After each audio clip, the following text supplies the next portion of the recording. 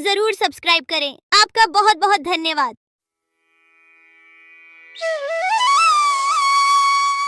बहुत साल पहले की बात है। लक्ष्मीपुर में एक विशाल हरा भरा जंगल था।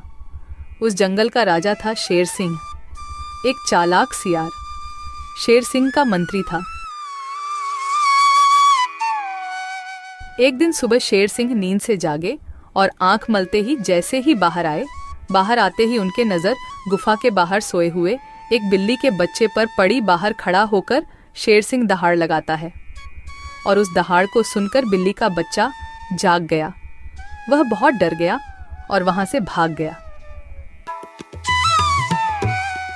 पूरे दिन दोनों शिकार करने के लिए जंगल में घूमते रहे, लेकिन शिकार तो दूर, शिकार के दर्शन तक नहीं होते।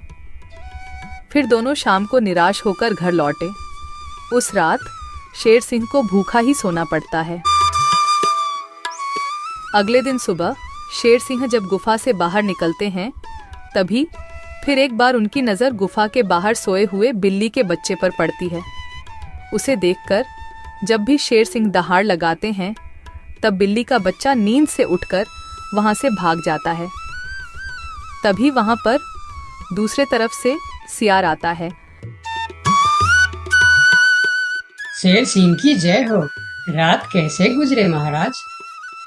भूखा पेट, नींद नहीं आई। आज तो किसी भी तरह एक शिकार करना ही पड़ेगा, नहीं तो मेरी हालत बहुत खराब हो जाएगी। तो शिकार पर चले महाराज। अगर हम अभी जल्दी जल्दी झील के पास गए तो वहाँ हमें शिकार जरूर मिल सकता है, क्योंकि सुबह सुबह सारे जानवर वहाँ पानी पीने आते हैं। अब जल्दी चलिए महाराज।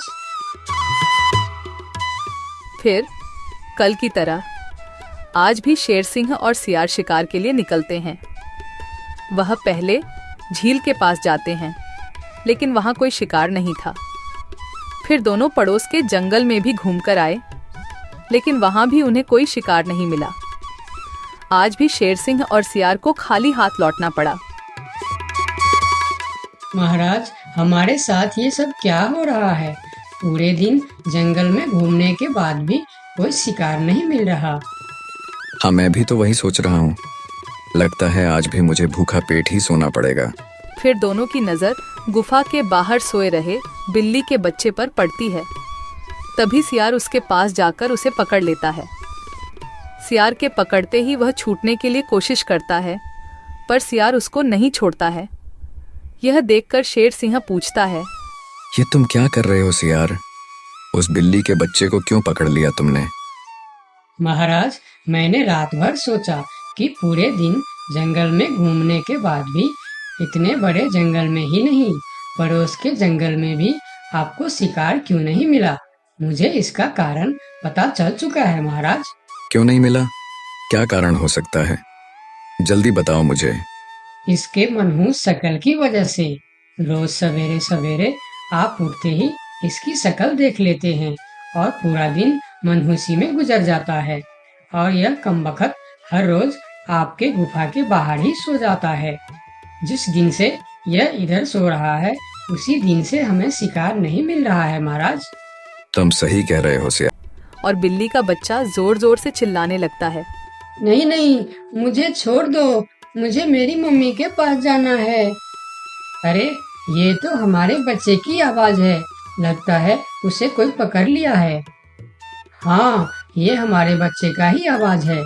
लगता है वह कोई मुसीबत में है। आवाज तो शेर सिंह की गुफा की तरफ से ही आ रहा है। चलो चलो चलकर देखते। मनहूस शक्ल, ये आप क्या कह रहे हैं महाराज? हाँ, उसका शक्ल मनहूस है। 2 दिन से शेर सिंह उसका शक्ल क्या देख लेते हैं। उन्हें दिन भर शिकार भी नहीं मिलते। 2 दिनों से महाराज भूखे। दोनों बहुत परेशान होकर जंगल में घूमते रहते हैं। वह जंगल में कई जानवरों के पास इस उम्मीद लेकर जाते हैं कि कोई उनके बच्चे को बचाने के लिए मदद कर सके। वह पहले हाथी के पास जाते हैं। हाथी भैया, शेर सिंह ने मेरे बच्चे को मनहूस कहकर पकड़ लिया है। आप कुछ भी करके मेरे बच्चे को बचा लीजिए। नहीं नहीं, मैं शेर सिंह से पंगा नहीं ले सकता। तुम दोनों किसी और के पास जाओ। मैं यह काम नहीं कर सकता, मुझे माफ करना। फिर दोनों बैल के पास गए और उसे भी सारी कहानी बताई। लेकिन बैल भी शेर सिंह से पंगा लेने से मना कर दिया। फिर दोनों निराश होकर वहां से आगे की ओर चले गए। कोई भी शेर राजा के खिलाफ नहीं बोलना चाहता। दोनों निराश होकर एक पेड़ के नीचे बैठ गए। उस पेड़ के ऊपर एक बंदर बैठा था। पेड़ के ऊपर से बंदर ने उन दोनों पति पत्नी को इतना निराश देखा तो वह उसका कारण पूछने के लिए नीचे आया। दोनों ने बंदर को सारी बात बताई। सब सुनकर बंदर ने कहा, देखो बिल्ला भाई, तुम तो क्या सारे जंगल जानता है कि शेर सिंह से टकराना या उसके खिलाफ बोलना अपनी मौत को दावत देने का बराबर है। मैं वादा तो नहीं कर सकता, पर एक कोशिश जरूर कर सकता हूँ। जब हाथी राजा और बैल ने कोशिश तो करने दो, उन्होंने तो कोशिश भी नहीं किया, सीधा ना बोल दिए। ठीक है बंदर भाई, तुम एक बार कोशिश करके देखो। इधर आज भी पूरे दिन घूमने के बाद जब शेर को कोई शिकार नहीं मिला तो सियार की कहीं बात याद आते ही वह गुस्से से आग बबूला हो गया। अब तो मुझे भी यकीन होने लगा है सियार कि उस बिल्ली का बच्चे का शक्ल इतना मनहूस है कि मैं अगर 2 दिन और देख लिया तो मैं भूख से मर जाऊंगा। उसका इंतजाम आज ही कर देना होगा। वही तो मैं कह रहा हूँ, उसका शकल मनहूस है। अगर हम उसे जीवित रखेंगे तो इस तरह हम भूखे मर जाएंगे। उसे और एक दिन भी जीवित रखना ठीक नहीं होगा महाराज। महाराज की जय हो, महाराज की जय हो। तुम यहाँ क्यों आए हो? क्या चाहिए तुम्हें? महाराज, जंगल के सभी जानवर कह रहे हैं कि राजा की शक्ल बड़ी मनहूस है। ये तुम क्या बोल रहा है बंदर? तुम्हारा दिमाग तो ठीक है। हाँ महाराज, इसीलिए कुछ जानवर तो जंगल छोड़कर पड़ोस के जंगल में दूसरे राजा के अधीन होने जा रहे हैं। अरे बंदर, क्या कह रहा है तू? कौन मर गया इनके शक्ल देखकर? मरा नहीं, मरने वाला है।